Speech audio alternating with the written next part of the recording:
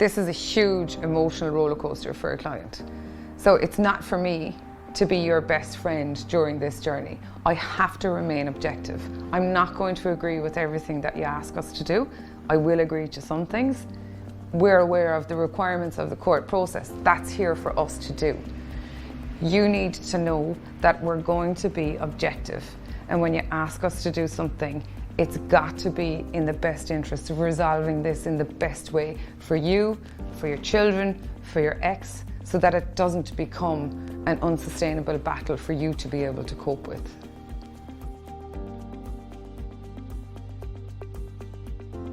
It's a really good question. Is there such a thing as a good divorce? You know what? Yes, because you're going to have situations where people just shouldn't be together anymore. They really shouldn't be together anymore. In their interests, in the interest of both of them being happy and moving on, or in the interest of their children not being in a tense environment for any longer. So yes, there is such a thing as a good divorce. And what we like to do is to try and move the divorce process so that maybe the client can walk away after going, you know what, we needed to do that, it's done, and it was done in the right way.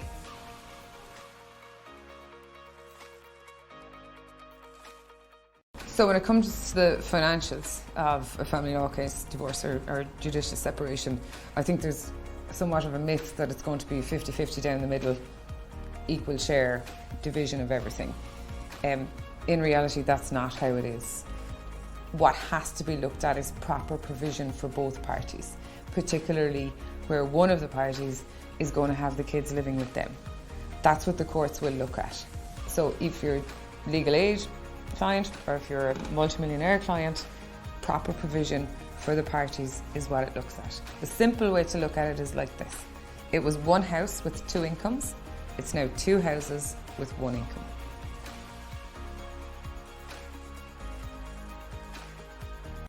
With regards to remaining objective, and as I said, the first thing that we're going to ask you to do is to set out your priorities and what you really want from the divorce. Because once you start to lose focus on what you really want, then you start focusing on point scoring and nitpicking, and it becomes a battle of persons as opposed to standing back and looking at the overall picture. Divorce isn't just about the day. Divorce is about 5 days after the divorce, 5 months, 5 years afterwards. And unless you can remain focused and know what you really want, that point scoring, he said, she said, I want the rocking chair, I want the figurines on the mantelpiece, they become a priority. And then you've lost your overall purpose that you had set out at the start.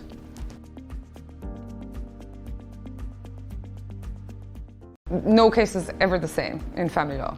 So with regards to the facts that you're going to give to us when you come in, then we can give you an idea as to how long it's going to take. If there's one property and that needs to be sold, you give or take a couple of months in that respect for the property to be sold, and the money is divided.